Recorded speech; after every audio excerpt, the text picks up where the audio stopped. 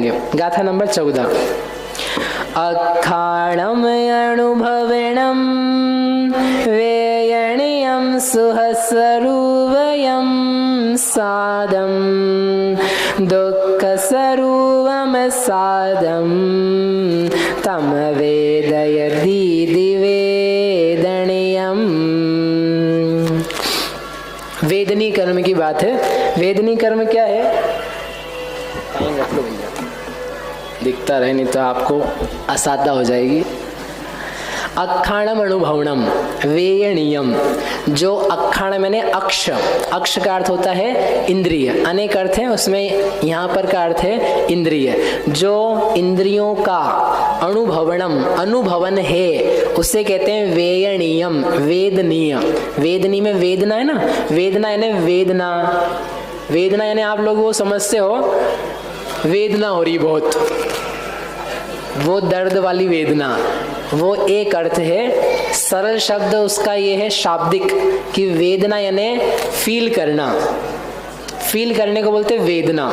षटखंडागम है ना, षटखंडागम में एक खंड है, 6 जो पुस्तकें हैं, 6 यानी खंड है हमारे, उसमें एक खंड का नाम है वेदना खंड, वर्गणा खंड एक का नाम है। तो वेदना है, उसमें कोई पीड़ा की बात नहीं करी है कि क्या क्या खाने पीने पे कहाँ का रोग होते हैं। वेदना यानी फीलिंग। तो ये जो इंद्रियां हैं, इंद्रियों का अनुभव, उसको बोलते हैं वेदनीय। तो इंद्रियों का अनुभव तो हमको दिख रहा है, आँख है, कान है, नाक है, मुंह है, कि नहीं, इंद्रियों का अनुभव यानी इंद्रिय के विषयों का अनुभव, क्योंकि इंद्रियां तो इंद्रियों की जगह पे है, उसका क्या कर सकते हैं, इंद्रियों के माध्यम से इंद्रिय के विषयों का अनुभव होता है, उस अनुभव का नाम है वेदनीय। और वे 2 प्रकार के इंद्रिय के विषय हैं, सुख सुह स्वरूपयम और दुख स्वरूपम। सुख स्वरूप इंद्रिय के विषयों का वेदन और दुख स्वरूप इंद्रिय के विषयों का वेदन। जो सुख स्वरूप है उसको बोलेंगे सादम यानी साता, जो दुख स्वरूप है उसको बोलेंगे असादम यानी असाता। तम वेद यदि, वह वेद है, यदि वेदनीयम, उसे वेदनी कहते हैं। इस प्रकार वेदनी का व्याख्यान है। समझ में आया? नहीं समझ में आया? आ गया? गजब। मेरे को इतनी चिंता हो रही थी इसके लिए कि कैसे समझ में आएगा, और आपने सब चिंता सॉल्व कर दी। फिर भी मैं पढ़ के आया हूं तो पढ़ाऊंगा। जो इंद्रिय के विषय हैं, इन्हें आप जानते हैं। इंद्रिय के विषय ने ठंडा, गरम, हल्का, भारी, रूखा, चिकना, कड़ा, नरम, खट्टा, मीठा, कड़वा, कसायला, चरपरा, सुगंध, दुर्गंध, लाल, पीला, नीला, हरा, सफेद, सुंदर शब्द, राग रंगीने के शब्द, ये सब कहलाते हैं इंद्रिय के विषय। इन इंद्रिय के विषयों का अनुभव होता है, अनुभव होता है, जाना जाता है। जानना और अनुभव ना, तो जानने में तो केवल जाना था, तो जानने से कुछ नहीं होगा, लेकिन वेद के साथ में उसको फील किया तो उसमें सुख की उत्पत्ति, सुख लगता है, तो सुख को कराने वाला साता वेदनी कहलाता है। और वही इंद्रिय के विषय हैं असाता रूप, कष्टकारी, अति ठंड, अति गर्मी, अति कर्कश वाणी या कर्कश बैठने की जगह, सुनना समझना इत्यादि। तो वो इंद्रिय के विषय जब जाने जाते हैं तो उसके साथ में अनुभव भी होता है। क्या अनुभव होता है? दुख का अनुभव। तो दुख का अनुभव किससे हुआ कि असाता वेदनीय ने इसको दुख का अनुभव कराया, क्योंकि इसने इंद्रिय के विषयों का अनुभव किया और अनुभव करके उसको वो इष्ट नहीं लगे। अच्छा मानना, बुरा मानना, ये मोहनी का काम है, लेकिन मोहनी के साथ में ये वेदनी कर्म सुख दिलाने, दुख दिलाने का काम करता है। इसलिए इसको वेदनीय, वेदना दिलाने वाला, फील कराने वाला कर्म कहते हैं। और चूंकि सुख का अनुभव कराता है, दुख का अनुभव कराता है, इसलिए इसको साता असाता के भेद से 2 प्रकार का कहा जाता है। ठीक है।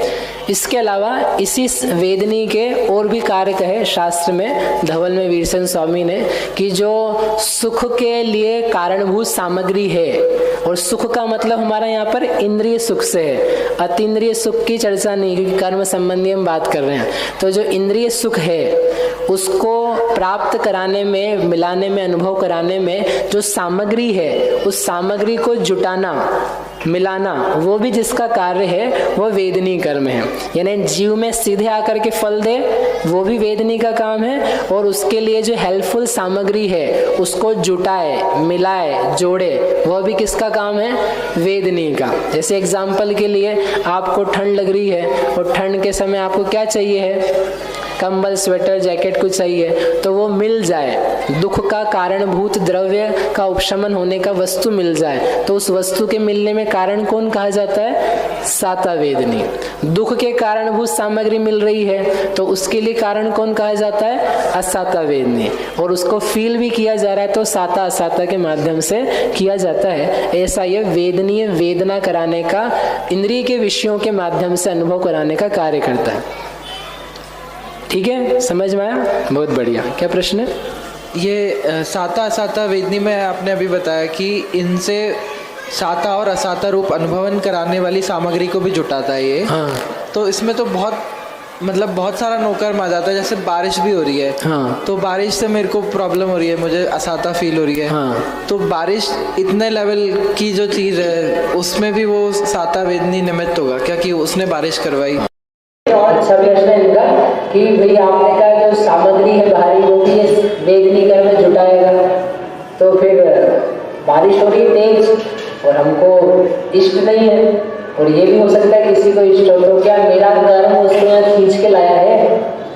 तो सामान्य रूप से अपन ये कहते हैं जगत में पढ़ते हुए ऐसे कि जो जो घटनाएं घट रही हैं वो सब हमारे कर्म के उदय से हो रही हैं। जो भी आपको चीजें मिल रही सब कर्म का उदय है। लेकिन वास्तव में सारी घटनाएं वैसी नहीं होती है। यदि यहाँ बारिश गिर रही है तो वो कोई मेरे कर्म के कारण से नहीं गिर रही है, वो सब अपने नेचर से गिर रही है। सूरज रोज उदय को प्राप्त होता है तो मेरे कर्म ने उसको आकर के उदित नहीं किया है, और अस्त होता है तो वो मेरे कारण से अस्त नहीं होता है। ये तो चीज़ ऐसी चलती रहती है। लेकिन आपको ऐसा लगता है तो हम उसमें उपचार कर लेते हैं। आपको बुरा लग रहा है तो हम ये कहेंगे आपके असाता वेदनी को आप फील कर रहे हो। जो कर्म के पार्टिकल्स है ना, तो लाइन तो बिछी हुई है, पंद्रह दिन में पड़ा तो असाता वेदनी की लाइन लगी हुई है। तो आपको क्या लग रहा है? इंद्रिय का विषय आपको भला नहीं लग रहा है, दुख लग रहा है, ठंड लग रही है, वो चीज़ें नहीं मिल रही अनुकूल, तो वो जो सामग्री बाहर की बहुत बड़ी सी है उसको हम ये कहते हैं कि आपके असाता वेदनी से हुआ है। बाकी वास्तव में वो कोई असाता वेदनी से नहीं हुआ है, आप तक ही सीमित है आपका कर्म एक प्रकार से। लेकिन जो लोग में बहुत क्लोज सामग्री है, जैसे पत्नी का मिलना, बच्चे होना, व्यापार होना, दुकानदारी चलना, जॉब होना, ये जो चीज़ें हैं जो आपसे बहुत क्लोजली रिलेट करती है, not to the whole public, उस सामग्री के मिलने में हम कहते हैं कि ये सामग्री जो मिली है ये आपके साता असाता से मिली। जैसे आपको कोई आज्ञाकारी, सुशील, संस्कारी, धार्मिक और पढ़ी लिखी और कहूँ बिना क्रोध करने वाली ऐसी स्त्री मिल जाए तो आप क्या बोलोगे? कहाँ से मिली हमको ऐसी स्त्री? बोले ऐसी तो होती नहीं है। तो फिर मिल गई आपको, तो कहाँ से मिल गई? आपके साता वेदनी से मिल गई है, आपके पुण्य से मिल गई है। और फिर उसी स्त्री से एक पुत्र उत्पन्न हुआ, और पुत्र महाकलहकारी, क्लेशकारी, तो वो कहाँ से हुआ? वो असाता से हुआ। तो वो जो आपकी क्लोज सामग्री है, जो बिल्कुल आपसे संबंध रखती है, उस चीज़ को ही कह लेते हैं कि ये सामग्री इसके साता असाता से मिली। आपको रोग हुआ, रोग के लिए औषधि मिल गई गुणकारी, तो गुणकारी औषधि का मिलना वो हम साता वेदनी के निमित्त से कहते। ठीक है। अब सुनामी आया, वो सुनामी आया और सब लोग चले गए, सब लोग मतलब जितने वहाँ थे, तो वो क्यों हो गया उनका ऐसा कि सबके असाता के उदय से आई थी? आई तो वो अपने कारण से थी, लेकिन उसने सबके उदय में असाता ला दी। बाकी उन सबके असाता के चल रहे थे उदय, ऐसा कुछ नहीं, कहीं के साता के भी चलते थे ऐसे। ठीक है। तो इसलिए जगत की हर घटना को अपन कर्म का फल नहीं कह सकते हैं, ये वो समझने लायक बात है। क्योंकि अपन हर चीज़ में लगा देते हैं, बच्चों को बोलते तो बच्चे भी ऐसे हो जाते हैं कि हर चीज़ में कर्म आ जाते हैं, पुण्य का उदय, पाप का उदय। कई जगह लगते हैं लेकिन बहुत सारी जगह नहीं भी लगते हैं। जो पब्लिक घटनाएं हैं वो सब आपके कारण से नहीं हो रही है, आपके कर्म ने उनको नहीं किया है। आपका कर्म आप तक रहे, आपकी क्लोज शरीर आदि सामग्री तक रहे, इतना ही उसका व्यापार है। भैया एक और प्रश्न हाँ कि भैया ये पता नहीं चलता जो साता वेदनी और जो असाता वेदनी है, तो इस साता है वो सुख रूप मतलब और दुख रूप, तो मोहनीय के आधार पे इसके भेद खड़े हुए हैं। बाकी मतलब वेदनीय का तो पता चलता है कि अनुभवन होना, लेकिन जो इस साता वेदनी और असाता वेदनी है इसकी मतलब स्वयं से क्या परिभाषा है? इसको हमें सुख दुख से कंपेयर करते हैं तो सुख दुख ही उसकी परिभाषा। जो सुख का अनुभव करा है वो साता वेदनी, और जो दुख का अनुभव करा है वो असाता वेदनी। लेकिन ऐसा लगा सुख का अनुभव है, मोहनीय का काम है सुख और दुख। नहीं, मोहनी का काम है उसमें वैसी बुद्धि करवाना। मोहनी कराता है प्रीति, रति, ये अच्छा है ऐसा मानना, ये मोहनी का काम है। और फिर आपने उसको जाना, फील किया, और फिर आपको अच्छा लग रहा है, वो अच्छा जो लग रहा है वो वेदनी का काम है। उसके साथ में मोहनी पाया जाएगा, लेकिन जो अच्छा लग रहा है वो आपका वेदनी का काम है। मतलब पहले मोहनीय होगा, पहले इस पहले नहीं, साथ में होते हो। मतलब साथ में होगा। हाँ। मतलब पहले इस तनिष्ठ की बुद्धि खड़ी होगी, इस तनिष्ठ की बुद्धि मोह हो गया। हाँ। और फिर रति अरति एक अलग चीज है, वो कषाय हुई। इस तनिष्ठ बुद्धि मिथ्यात्व है, ठीक है। रति अरति कषाय है, और रति अरति कषाय होकर के फिर जो अच्छा लगता है वो मिलता है, इंद्रियों के विषयों का वैसा अनुभव होता है तो सुख लगता है। जिसको जिसमें लगता हो, जो जिसमें मानता हो, तो लगा इंद्रिय के विषय का वैसा अनुभव हुआ, अनुभव होकर उसे सुख लगा, तो जो सुख लगा है वो साता वेदनी का काम है। लेकिन भैया साता वेदनी तो केवली भगवान को भी उसका उदय है। हाँ, तो इसके लिए अभी उत्तर देने वाले कि वो बिना मोह के काम नहीं करती है, अकेली खुद से काम करने में पॉसिबल समर्थ नहीं है, साथ में वैसा चाहिए, लेकिन वो जो सुख दुख का अनुभव कराने का काम कर रहा है वो वेदनी कर रहा है। ये उसका स्पेसिफिक काम है, इसलिए उसको एक अलग से कर्म गिनाया है। नहीं तो फिर मोहनी के अलावा वेदनी कहने की जरूरत ही नहीं है। लेकिन वो मोहनी विपरीत बुद्धि कराता है, विकृत करता है परिणाम को, और ये अनुभव जो हो रहे हैं फिर इंद्रिय विषयों के तत्संबंध में सुख दुख की उत्पत्ति होती।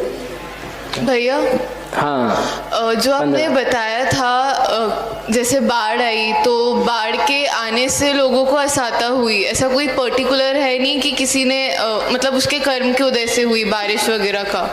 अब ऐसा सुना है, मतलब पढ़ा है या फिर सुना है कि जैसे सब लोग साथ में मिलके कोई एक्शन मूवी देख रहे हैं, हाँ। तो सबने उसकी बहुत तारीफ करी, मतलब उसका बंद हो गया। हाँ। और फिर उसके बाद में सामूहिक जो बंद आता है वो भी होता है, तो इसे वो नहीं बोल सकते क्या? ये क्या है, एक उपदेश की शैली है। उपदेश में ऐसा कहा जाता है, और कई बार ऐसा हो भी सकता है कभी कभी, लेकिन इतने सारे लोग उस काल में उस समय थे और सबने एक जैसा बंद करके वैसा ही इस चीज़ को बुला लिया, तो ये तो इतनी सारी घटनाएं हैं कि रोज़ सूरज हो रहा है, पानी गिर रहा है और पानी लगातार गिरे जा रहा है, बाढ़ आ रही है, तो वही सब लोग वहाँ पर उपस्थित थे। ऐसा कुछ नियामकता नहीं है, ये तो क्या प्राकृतिक चीज़ें हैं, इनके होने में प्रकृति कारण है, और प्रकृति कारण होकर के जिनके कारणों से आई वो तो हो सकता है पहले ही गुजर गए। समझो पेड़ वेड़ सब काट दिए लोगों ने, तो जो काटने वाले थे तो जो जा चुके कहीं और ही हैं, और अब बेचारे दूसरे लोग हैं वो उसको भुगत रहे हैं, वहाँ बाढ़ आ रही है। तो उन्होंने नहीं किए थे काम, उनके उस प्रकार के काम किए बिना भी उस प्रकार की प्राकृतिक नेचुरल सिचुएशंस बनती है। इसलिए जो पब्लिक इवेंट्स हैं, जो इस प्रकार की अच्छी या बुरी घटती हैं, वो हर चीज़ उसकी व्यक्ति के कर्म का उदय नहीं है। यहाँ पर मालूम पड़ा भारत में अच्छा वाला राज चल रहा था, फिर विदेशियों का आक्रमण हुआ, और आक्रमण होकर के हम पराधीन हो गए, तो हम परतंत्र हो गए। तो जो परतंत्र हुए तो जितने सारे अरबों करोड़ों लोग थे उन सब के एक साथ कर्म का उदय ने बदलाया क्या उनको, इतने लोगों को? ऐसा नहीं होता है। वो घटना घट करके फिर अब उनको वैसा वैसा फल अनुभव में आ रहा है, दिख रहा है ऐसा। पर कुछ लोग जैसे उसी टाइम घूमने आए वहाँ पर, और कुछ लोग उसी टाइम चले गए वहाँ से किसी काम के लिए, तो उनका वैसा संबंध बना, बाकी कोई विशेष बहुत आप हर एक व्यक्ति का लगाव ऐसा नहीं होता। हर व्यक्ति का वहाँ पे जो लोग मरे समझो बाढ़ में, वो सारे ही लोगों ने एक साथ बंद किया ही था, एक साथ, ऐसा सैद्धांतिक पक्ष नहीं है। बट उनका असाता कर्म का तो उदय था ना। असाता तो आती रहती है, लेकिन उसकी असाता ने उस घटना को नहीं बुलाया है। वो घटना घटी तो हम कहते हैं कि इसको दुख हुआ, तो इसके असाता का उदय हुआ, असाता के उदय ने नहीं बुलाया है। पर असाता आनी थी इसलिए वो उस टाइम उपस्थित नहीं आनी थी नहीं है, तो जब काम होगा तब हम कहेंगे, या पहले से आनी थी इसलिए वैसा ऐसा नहीं होता है। कर्म वो जो जैसा फील करता है फिर उस समय उसने उसकी उदीर्णा करी, उदय को लाया, उदय कन्वर्ट हो गया, परमुख हुआ, वो सब देखा जाता है ऐसा।